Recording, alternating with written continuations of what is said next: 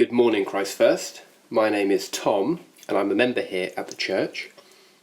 We find ourselves, and particularly for those of you who are visitors, in the middle of a series working through the book of Exodus. Today, we're looking at one of the most well-known parts of that story, possibly the greatest and most dramatic part, the crossing of the Red Sea. Now, I'm not trying to minimise many of the other crucial moments we've already come across in the story so far, like God appearing at the burning bush, the 10 plagues of Egypt, the Passover, and of course we're still yet to see the giving of the law, the 10 Commandments at Mount Sinai. But this has to be, I think, one of the most famous stories in Exodus. As I've been preparing, I've been struck by how, although we probably know this story so well, we can miss so much that God is telling us about himself, about the world, and about us through it. I believe this 4,000-year-old story is deeply practical and applicable to our daily lives today. So my prayer is that you will, as I'm praying I will, after meditating on this text of Scripture, we will be changed and stirred to greater faith and action. So before we begin, let's pray. Father, we thank you for your word. We thank you that it speaks to us by the work of your Holy Spirit. It can transform us. It can change us. And I pray, Lord, you'd help me now to speak. You would use the words that I've prepared, and that you would open the ears of all of those listening to hear what you're saying. In Jesus' name, Amen. Okay, well, a little bit of context. Before we read our text, it's important to remind ourselves of what's happened so far in the story before we read the passage. So the Israelites have been in slavery for about 400 years in Egypt. They've been treated brutally and harshly by the Egyptians, particularly in the most recent years. So God raises up Moses, a man to lead the Israelites out of slavery in Egypt and into a pilgrimage towards a land of their own that had been promised to them by God to one of their forefathers, Abraham. Moses obeys God and asks Pharaoh, king of Egypt, to let Israel go, but he refuses. So God sends a series of 10 plagues on the Egyptians to teach them that the God of Israel, the Yahweh, the I am who I am, is Lord of all. Now it is worth saying at this point, just for any visitors that might be listening to this, the fact that we've been looking at the plagues of Egypt, and obviously that the current context, the current circumstances of coronavirus are entirely unplanned. We started this series well before the crisis began. And the church is clear that we're not saying, and we don't believe, that this virus is a plague like the plagues on Egypt. And so for a fuller explanation of that position, I would refer you back to Andy's sermon on the 12th of April. There simply isn't time today to go over that again. So these plagues are of increasing severity and seriousness. And despite this, after each plague, Pharaoh refuses to listen or obey, and his heart is hardened.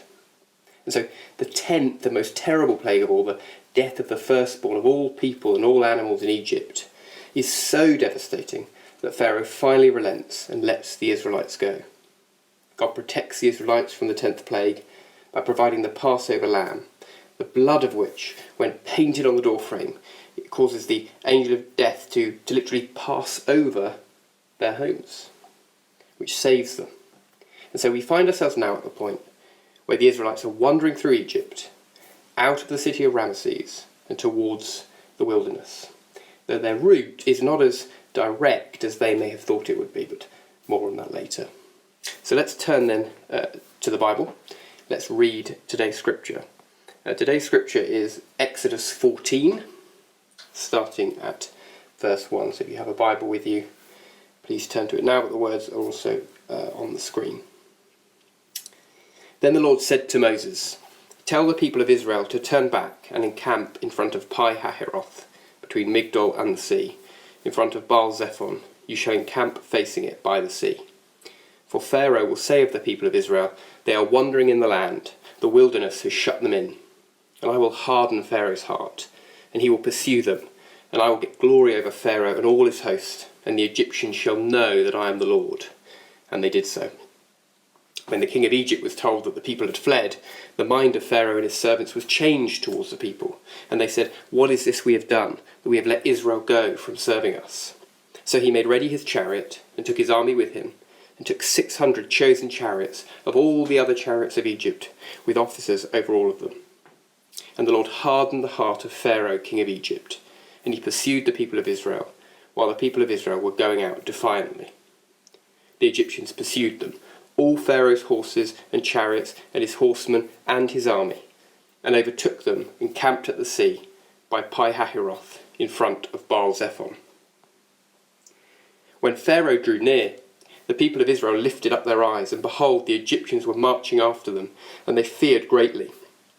And the people of Israel cried out to the Lord. They said to Moses, "Is it because there are no graves in Egypt that you have taken us away to die in the wilderness? What have you done to us in bringing us out of Egypt? Is not this what we said to you in Egypt? Leave us alone, that we may serve the Egyptians. For it would have been better for us to serve the Egyptians than to die in the wilderness." And Moses said to the people, "Fear not, stand firm, and see the salvation of the Lord, which he will work for you today. For the Egyptians whom you see today, you shall never see again. The Lord will fight for you, and you have only to be silent."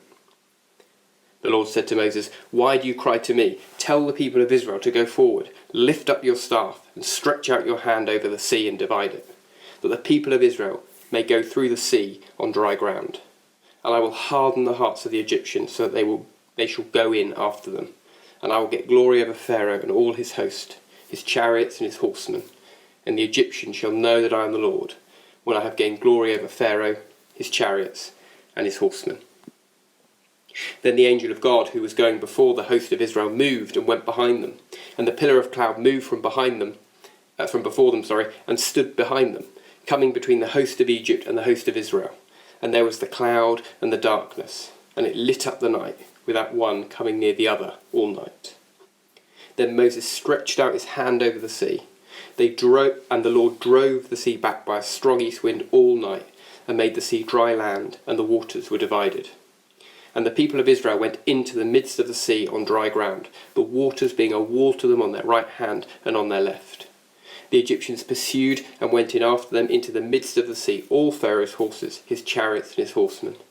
And in the morning watch, the Lord in the pillar of fire and of cloud looked down on the Egyptian forces and threw the Egyptian forces into a panic, clogging their chariot wheels so that they drove heavily. And the Egyptians said, "Let us flee from before Israel, for the Lord fights for them against the Egyptians." Then the Lord said to Moses, "Stretch out your hand over the sea, that the water may come back upon the Egyptians, upon their chariots and upon their horsemen." So Moses stretched out his hand over the sea, and the sea returned to its normal course when the morning appeared. And as the Egyptians fled into it, the Lord threw the Egyptians into the midst of the sea. The waters returned and covered the chariots and the horsemen. Of all the host of Pharaoh that had followed them into the sea, not one of them remained. But the people of Israel walked on dry ground through the sea, the waters being a wall to them on their right hand and on their left.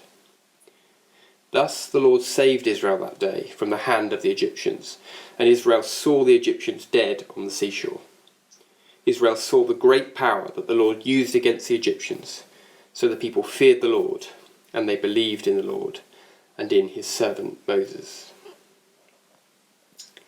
Okay, well, my message today is divided under three things that I believe God is wanting to say to us. The first is, whatever the situation, God is working for your good. Secondly, God does the work, not you.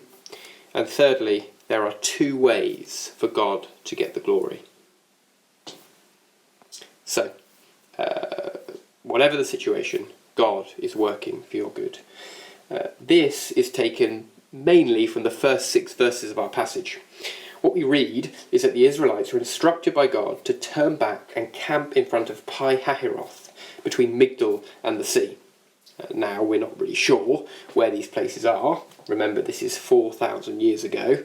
But we are given a clue as to the circumstances in verse 3, where it says, "Pharaoh will say of the people of Israel, they are wandering in the land, the wilderness has shut them in.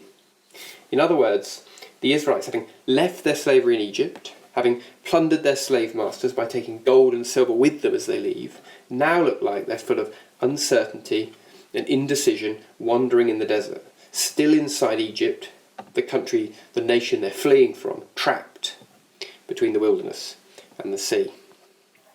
Now on this slide, I have a map which shows the possible routes of the Exodus, which are drawn in with the red arrows. The Israelites almost certainly would have left from the city of Ramesses. Now I'm sure that, being on that spiritual high, having seen God move so powerfully at the Passover, so powerfully in the plagues he's brought in Egypt, so powerfully in the way that they've been miraculously just sent out of Egypt by Pharaoh himself, the expectation would have been that now surely they would march on to take the promised land that had been promised to their forefather, their ancestor Abraham. That's what I think anyway. And that route would have taken them, the one that I've drawn in yellow with those two arrows. You'll see it takes them via the way of the Philistines. Now we did actually read in chapter 13 last week that God told Moses not to go that way because the Israelites weren't ready to face the Philistines and the war that would inevitably result. So instead, God sends them what looks like the wrong direction down towards the Red Sea, which I've drawn in green. And so by the time they get to the edge of the Red Sea and they see the chariots of Egypt approaching them, they're totally stuck. They've been cornered by the most powerful army of the known world at that time. An army made of 600 of Pharaoh's choicest chariots, the most advanced military hardware of the time. Now, I wonder how you would have felt being an Israelite, wandering in the wrong direction, in a foreign land which has treated you so badly. What fears you might have, how confused you might be. You might be wondering, have we heard God correctly? We too can find ourselves in places where we question if God's there. We question, why is he allowing this or that to happen? We might have asked for more of God in our lives. We might have asked for a closer walk with him, more obedience, more holiness, and instead we seem to have difficulty or disappointment. And so we might say, it didn't look good at the shores of the Red Sea. But we have an advantage the Israelites didn't have. We can read on. We can see what happens next. And what we can see is that God is in fact using this event to bring about an incredible rescue of the Israelites and victory over the Egyptians. So the truth, as the Israelites are panicking and thinking they were better off in Egypt and fearing for their lives, is that God is in control. God has a plan. God cares for and loves the Israelites and is not going to let them be destroyed or recaptured. And so it is with us. Whatever you're going through right now, whatever you've been through, you need to know that God is in control. He has a plan, he cares for you, and he loves you. He's perfecting you, he's sanctifying you. That is, he's making you more holy, he's making you more like Jesus. I'm not saying that God is not going to put you in difficult situations. And I'm not saying he won't ask you to face challenging circumstances. Quite the contrary, quite the opposite. I mean, look at the Israelites. Look at their suffering as slaves in Egypt, and now the terror as they sit cornered on the shores of the Red Sea. But I think that the New Testament writers, the apostles, taught much the same to the early Christians. We read that in Acts chapter 14, the words are on the screen where it reads, when they had preached the gospel to that city and had made many disciples, they returned to Lystra and to Iconium and to Antioch, strengthening the souls of the disciples, encouraging them to continue in the faith, and saying that through many tribulations, the NIV uses the word hardships, we must enter the kingdom of God. So in the current context of the coronavirus, we can have confidence, can't we, that God is in control and he's using it for his purposes. And in whatever difficult circumstance you find yourself in, you can know that God is sovereign. There are Two things to say here, I suppose. Firstly, life might be going pretty well for you right now. And I suppose this is a chance to learn the theory, as it were, so that when life gets hard, which it will, you'll be ready to respond with faith when finances or career or friendships or reputation or family or your health fail. You'll be equipped to stand the trial. Secondly, you might be going through something really tough. And in a way, me saying God's in control and God has a plan might seem a bit like, well, it doesn't really help me right now. It doesn't help me in my situation. And you might reasonably say, well, it's easy for you to say that, but you're not going through what I'm going through. Tim Keller was recently giving an interview, and he was asked about suffering. And he said, there are basically two responses you can give. One is a logical, philosophical one. It's valid, but it's not necessarily very comforting for the person who's in the middle of suffering. And in a way, it's the argument that I've been making so far. It goes something like this: because you can't think of a reason why a good God might allow this or that to happen, it doesn't mean there isn't one.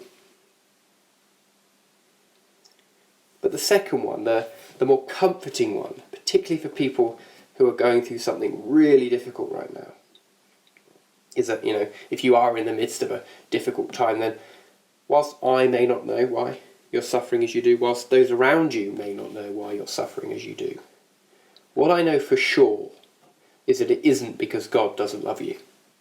And I know that because God the Father sent his Son Jesus Christ into the world to be God in human form, to suffer, to weep and grieve, and be hungry and thirsty, and be abandoned and mocked and beaten and left to die on a cross, all because he loves us. Jesus suffered, so he knows you're suffering. Dickie Gumbel, the founder of the Alpha Course, has a wonderful phrase that he was sharing in a recent sermon as I was preparing and listening to something he was sharing. He talked about this. It's wonderful. The phrase is, "It didn't look good at the crucifixion." And as a habit, as a family, that they tell each other, when life's hard or disappointing or confusing, they'll say, "Hey, it didn't look good at the crucifixion." So can I encourage you to remind yourself, when things are hard or tough, to remind those around you, particularly those that are also believers, it didn't look good at the crucifixion. And I also took great encouragement from the following hymn or poem from John Newton. As I was preparing, I was sharing some of my thinking and my ideas with Ruth, and she'd happened that day to be speaking to her mum on the phone, who shared this very poem, and it just seems so apt. I'm going to read it. I ask the Lord that I might grow in faith and love and every grace, might more of his salvation know, and seek more earnestly his face. 'Twas he who taught me thus to pray, and he, I trust, has answered prayer. But it has been in such a way as almost drove me to despair. I hoped that in some favoured hour at once he'd answer my request, and by his love's constraining power subdue my sins and give me rest. Instead of this, he made me feel the hidden evils of my heart, and let the angry powers of hell assault my soul in every part. Yea, more, with his own hand he seemed intent to aggravate my woe, crossed all the fair designs I schemed, blasted my gourds and laid me low. Lord, why is this? I trembling cried. Wilt thou pursue thy worm to death? 'Tis in this way, the Lord replied, I answer prayer for grace and faith. These inward trials I employ from self and pride to set thee free and break thy schemes of earthly joy, that thou mayst find thy all in me. Romans 8:28 says, and we know that for those who love God, all things work together for good, for those who are called according to his purpose. Our times of fear and struggling and sorrow and doubt, the times that God is using for our good, our eternal good. Okay, God does the work, not you. Now, if we ask ourselves the question, what do the Israelites do in this story? What are they asked to do? What are they expected to do? What is required of them? What we see is that basically they've got one job. They've got to follow the leading of God. God is leading them in two ways in Exodus. Firstly, through Moses, and secondly, through the presence, the pillar of cloud by day and fire by night that we learned about last week. And they have obeyed God by trusting in the Passover lamb so far. They've obeyed him in marching out of Egypt, and they followed up to this point at the shores of the Red Sea. But the Israelites seem to be, don't they, having a moment of wavering faith, and that's maybe a little bit kind. Some extent they've got no faith. Right, they've got one job and they seem to have completely lost sight of it.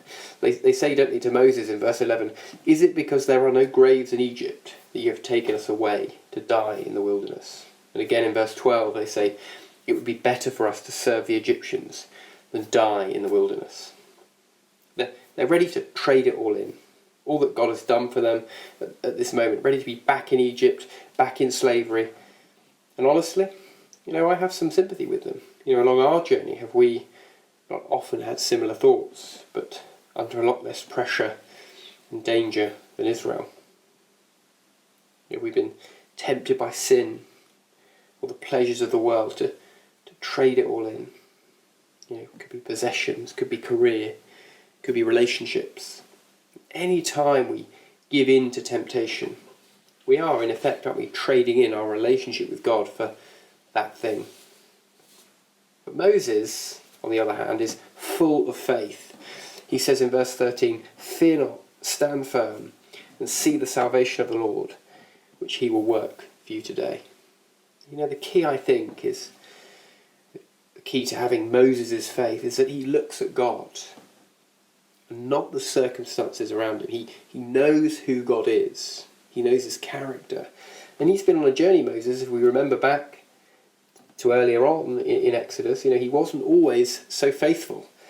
But now he seems to have learnt who his God is, and he only looks at who God is, what he knows he's done in the past, and therefore what he's confident he can do again. So I read that verse again. He says, "Fear not, stand firm, and see the salvation of the Lord, which he will work for you today." Notice how the Israelites bring nothing to their own salvation. Verse 14 goes on to say, "The Lord will fight for you, and you have only to be silent." It's the work of God from beginning to end. Previously we learnt how the Israelites were rescued by the Passover lamb, which has died in their place. And all they had to do was have faith and demonstrate their faith by painting the doorframe with its blood. And then God did the leading by the pillar of cloud by day and fire by night as they marched out of slavery. And again, all they had to do was have faith by following that presence. And now God, working through Moses, parts the Red Sea in two. Verse 12 says, "Then Moses stretched out his hand over the sea, and the Lord drove the sea back by a strong east wind all night, and made the sea dry land, and the waters were divided." And so the Israelites then can walk through on dry ground, with the water piled up on either side. And again, they demonstrate that faith, don't they, by walking through the parted waters. See, salvation is God's doing. All we have to do is trust. Again, we're reminded of Jesus, aren't we, who, unlike Moses, did not have a staff. He didn't need to pray, he just spoke, and the wind and the waves obeyed him. And Jesus, who went to the cross to die for our sins, who suffered in our place, who rose from the dead, and who has done his work, and now sits at the right hand of the Father. You contributed nothing to your salvation. You see, it's all God's work.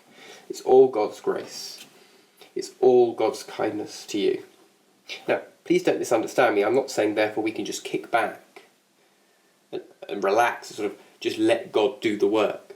That's not what I'm saying. Remember, the Israelites have to exercise faith in response to God's work of salvation. They have to follow the presence. They have to paint the door frames with the blood. They have to walk through the parted Red Sea. And we too have to put our trust in Christ and bring our lives into obedience to him. You see also the Israelites, they're standing at the shores of the Red Sea, and they're looking back at the Passover and their rescue from slavery. I think it's a lot like us looking back at the cross where we were redeemed. We still face danger, just like the Israelites did. The Israelites have been saved from physical slavery, but are in danger of being enslaved again. And we've been rescued from spiritual slavery to sin, but we find ourselves, don't we, tempted at times, assaulted, under spiritual attack. We say sin was defeated at the cross, and amen, it was. But it doesn't always feel like it. The cross is salvation past, but we need help now in the present. And so just as God parts the Red Sea, ensuring the Israelites don't fall back into physical slavery, we have the work of the Holy Spirit in us, ensuring we don't fall back into spiritual slavery. God's Spirit is dwelling in us, perfecting us, transforming us, renewing us. It's the work of the Spirit. And in that sense, salvation is an ongoing thing too. We talk about salvation past the cross, but there's salvation now, the Spirit working in our lives. And there is salvation yet to come, of course, as well, when we enter the new creation, the new heavens and the new earth, the city, the new Jerusalem. Jesus says in John 10:29, my Father who's given them, that's us, he's talking about us as Christians, to me, is greater than all, and no one is able to snatch them out of the Father's hand. Or again, Philippians 1 verse 6 says, I'm sure of this, that he who began a good work in you will bring it to completion at the day of Jesus Christ. So if you're in a battle with sin and temptation right now, which is going to be all of us to a greater or lesser extent in different areas, we need to trust in God, who by his Spirit is going to give you the help you need. Trust in him and he will deliver you. Let God fight for you in prayer, in worship, in service of others, in reading scripture, in fasting. Seek more of his Spirit. His Spirit will do the work. Sometimes we need to stop striving ourselves, working it all out ourselves, saying, next time it'll be different. No, it won't. Unless you cry out to God to help you, unless you open yourself up to the work of the Holy Spirit so he can change you and empower you. Okay, finally, there are two ways for God to get the glory. And this final point is a sobering one. But I felt really compelled by God to include this as I was preparing. There are two ways for God to get the glory. I believe this is a wake-up call for us as Christians and for anyone who's not a Christian and listening to this message. So as Exodus 14 has shown, and indeed as chapter 15 does for that matter, we haven't had time to look at chapter 15. Chapter 15 is the Song of Moses. It's really Moses and then all the Israelites joining him in praising God for what he's done so awesomely, so miraculously, so powerfully at the parting of the Red Sea. What we see in chapter 14 and 15 is that God is glorified by his awesome rescue of the Israelites. In verse 2 of chapter 15, for example, the Israelites sing, "The Lord is my strength and my song. He has become my salvation." Again in verse 13, "You have led in your steadfast love the people whom you have redeemed." But there is a second way God gets the glory, and it is staring us in the face throughout chapter 14 and 15. Chapter 14 verse 4 says, "I will get glory over Pharaoh and all his host, and the Egyptians shall know that I am the Lord." Again in verse 17, "I will get glory over Pharaoh and all his host." Verses 30 and 31 read, "Thus the Lord saved Israel that day from the hand of the Egyptians, and Israel saw the Egyptians dead on the seashore." Israel saw the great power that the Lord used against the Egyptians. And then on into chapter 15, in verse 1, "I will sing to the Lord, for he has triumphed gloriously. The horse and his rider he has thrown into the sea. In other words, God also gets the glory over his enemies, in this case, Pharaoh and the Egyptians, by destroying them. And in this way, God gets the glory in all things and over all things, both those whom he redeems by songs of praise back to him for his wondrous work, for his mercy and his compassion and love, but also over those who oppose him through their judgment. Both end up glorifying God, but in very different ways. Now, God is a perfect judge, and so he will be just in his judgments. We as humans, with our flaws and weaknesses and compromised desires, are not. God's judgments will always be better than our own. Remember, we know that by this point in the story, the Egyptians are guilty of slavery, oppression, infanticide, genocide. That's not to mention the extraordinary miracles they've seen performed in front of their eyes by Aaron and Moses. We also know that God does not take satisfaction in the death of anyone. Ezekiel 33:11 says, "Say to them, as I live, declares the Lord God, I have no pleasure in the death of the wicked, but that the wicked turn from his way and live." Notice how that not only does God not take pleasure in the death of the wicked, but that instead he's hoping that the threat of such a thing will cause people to repent and turn back to him. And we know, don't we, from Scripture, that whenever they do that, God is always gracious and forgiving and merciful. And then 2 Peter chapter 3, verses 8 to 9 in the New Testament, in response to those questioning when God's final judgment is going to come, reads, "But do not overlook this one fact, beloved, that with the Lord 1 day is as 1,000 years, and 1,000 years as 1 day. The Lord is not slow to fulfill his promise, as some count slowness, but is patient towards you, not wishing that any should perish, but that all should reach repentance." So God's desire is for all to turn back to him, to say sorry for not living as they should have done, to instead trust in the sacrifice of Jesus Christ on the cross and start aligning their life under the rule of God. But in the end, the chance to respond for all of us runs out, as it did for the Egyptians at the Red Sea, and as it will for us when we die or when Christ returns.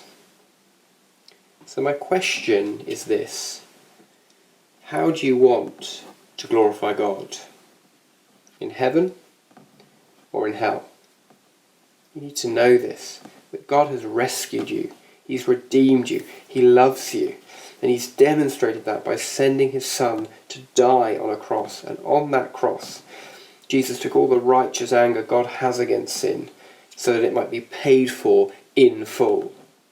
All you have to do is to access that rescue by faith. Remember, it's all God's work. We have to simply trust in it and follow it. And then for those of us who are Christians, it's a reminder that the urgency of the gospel is real. That our friends and family and colleagues who don't know Christ stand under God's judgment, but that by believing in the gospel, they will be saved. So often we can be afraid, can't we, to have those conversations about God because it's awkward, or we fear the social exclusion, ridicule maybe. And sometimes those fears are not without foundation. But the importance of the gospel in light of the judgments of God should dwarf any of those things that might hold us back. And we know that we are powerless to make anyone respond to the gospel. Right? That's God's work, remember, and God's business. But we are responsible for carrying the message through which God can so powerfully work. Romans 10, verse 14 reads, "How then will they," and the "they" is referring to those who are not Christians. So how then will they call on him in whom they have not believed?